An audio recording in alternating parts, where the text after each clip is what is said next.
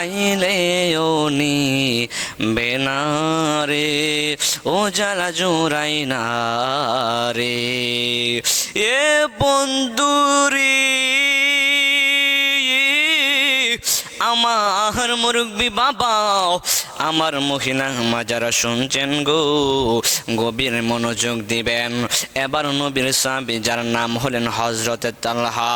এই তালহা সাহাবী প্রত্যেক দিন নামাজের পরে আসে, আবার প্রত্যেক দিন নামাজের আগে চলে যায়।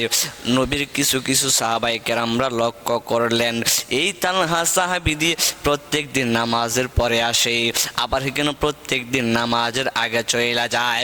আমরা তো কোন সময় নামাজের ভিতরে আসি, ফজরের আগে আমরা নামাজের মধ্যে মসজিদে নববীতে আসি, আইসা আমরা তাহাজ্জুদ নামাজ পড়ি।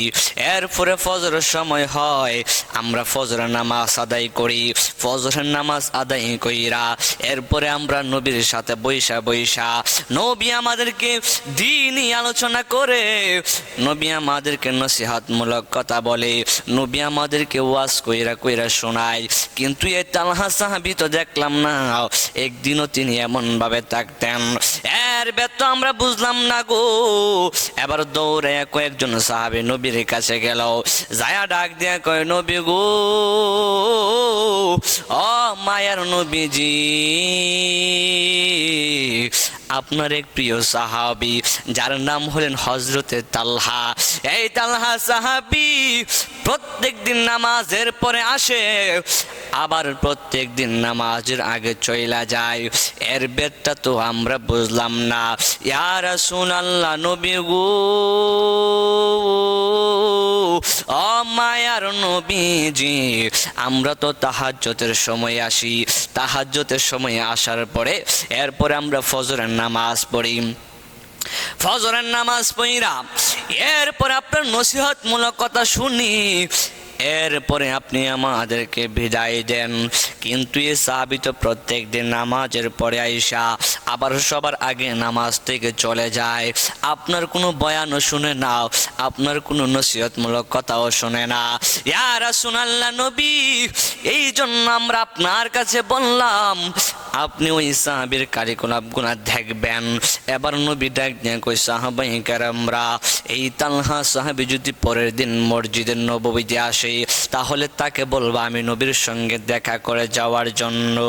বন্ধু প্রেম রোগে দইরাছে আমারে, এই জন্য আমার বাবারে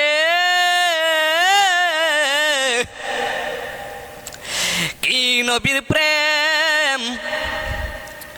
পরের দিন যেই মাত্র হয়ে গেল, হযরতে তালহা সাহাবী পরের দিন নামাজের ভিতরে আসলেন। কিছু কিছু সাহাবায়ে কেরামরা যায় ডাক দিয়ে কই, তালহা, নবীজি বলেছে তুমি আজকে টাকার জন্য তুমি প্রত্যেক দিন সবার পরে নামাজের মসজিদে আসো, এরপরে তুমি প্রত্যেক দিন সবার আগে নামাজ থেকে চইলা যাও।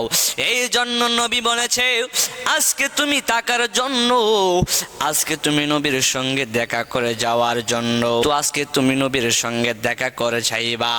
এবার নবীর ওই কথা শুই না গো, হযরতে তালহা সাহাবী নামাজের পরে এমন ভাবে তিনি মসজিদের কোনায় বসে রইলেন। আমার নবী যেমন ভাবে নসিহতমূলক কথা বলে, বলতে বলতে বলতে বলতে রে বাবা, এবার কিছু সাহাবায়ে কেরামরা যায়া ডাক দিয়ে কই, নবী গো, ইয়া রাসূলুল্লাহ নবীজি, আপনি তো গতকালকে বলেছিলেন তালহা সাহাবী আসলে আপনার সঙ্গে দেখা করে যাওয়ার জন্য বলতাম, কিন্তু আজকে তো তালহা সাহাবী আসলেন, এখন তালহা সাহাবী ওই কোণার ভিতরে বসে রইলেন, আপনি নবী তাকে জিজ্ঞাসা করবেন না। এবার আমার নবী তালহার কাছে যায় ডাক দিয়া কয়, ও তালহা, আমি কি তোমারে কোনোদিন কোনো কষ্ট দিয়েছি? তালহা সাহাবী কয়, ইয়া রাসূলুল্লাহ নবী, কোনোদিন আমারে কষ্ট দেন নাই। কই আমি কি তোমারে কোনোদিন ব্যবহার খারাপ করেছি? কই না, আপনি কোনোদিন ব্যবহার খারাপ করেন নাই। ডাক দিয়ে কই, তালহা আমি কি তোমার কোনো ক্ষতি করেছি? আমার তালহা বলে, না, আপনি আমার কোনো ক্ষতিও করেন নাই। এবার নবী কই, ও তালহা রে, তোমার কোনো ক্ষতি করে নাই, তোমার কোনো ব্যবহারও খারাপ করে নাই, তোমারে আমি কোনো কিচ্ছুই করি নাই। তাহলে প্রত্যেকটা সাহাবী যদি নামাজের পরে আইসা, প্রত্যেকটা সাহাবী নামাজ পড়া, এরপরে ওয়াজ নসিহত শুই না, এরপরে আমি নবীর নসিহতমূলক কথা শুনলে, এরপরে আমি যদি বলি তোমরা যার যেমনে চইলা যাও, সাহাবাই কেরামরা চইলা যায়, কিন্তু তুমি তালহা সাহাবীকে নামাজ পড়া চইলা যাও। কি এমন কারণে? তোমার কি আমার ওয়াজগুলা ভালো লাগে না? তোমার কি আমার কথাগুলা ভালো লাগে না? এবার তালহা সাহাবী চোখের পানি ফালায়া ফালায়া কান্দে গো। তালহা সাহাবী চোখের পানি ফালায়া ফালায়া কান্দে। ডাক দেখো নবীজি, ইয়া রাসূলুল্লাহ নবী গো, আমার কি মনে চায় না আমি আপনি নবীর কথাগুলা শুনি? আমার কি মনে চায় না আমি পিয়ার হাবিব সাল্লাল্লাহু আলাইহি সাল্লামের মুখের ভাষাগুলা বৈশা বৈশা শুনি? ইয়া রাসূলুল্লাহ নবী, ও নবী গো, আমার প্রত্যেক দিন মনে চায় আপনার কথা শোনার জন্য, কিন্তু একটা মাত্র কারণে আমি শুনতে পারি না। কই কি এমন কারণ যার জন্য তুমি প্রত্যেক দিন পরে আসো, আবার প্রত্যেক দিন সবার আগে চইলা যাও? ডাক দিয়া কই, নবী গো, আমি আর আমার স্ত্রী হইলাম দুইজন, কিন্তু আমাদের কাপড় হইল একটা। কেমন সাহাবী, স্বামী স্ত্রী হলো দুইজন, কাপড় হইল একটা, নবী তার বেটটা তো বুঝলাম না।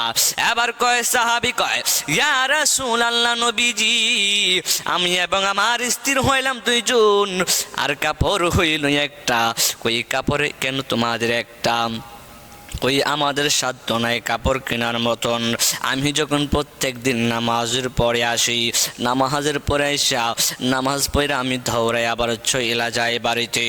এই বাড়ির মধ্যে আমি আমার স্ত্রীকে উলঙ্গ অবস্থায়, আমার স্ত্রীকে আমি একটা গর্তের ভিতরে উলঙ্গ অবস্থায় খেজুর গাছের ঢাল দিয়ে গুইরা রাইকা, এরপরে আমি কাপড়টা পইরা নামাজের ভিতরে আসি।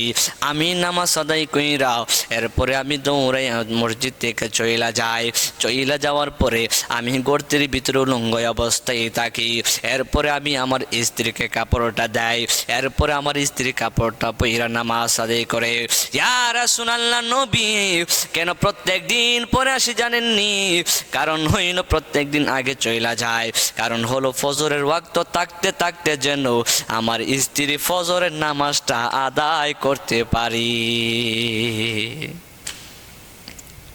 কেমন সাহাবী, সুবহানাল্লাহ।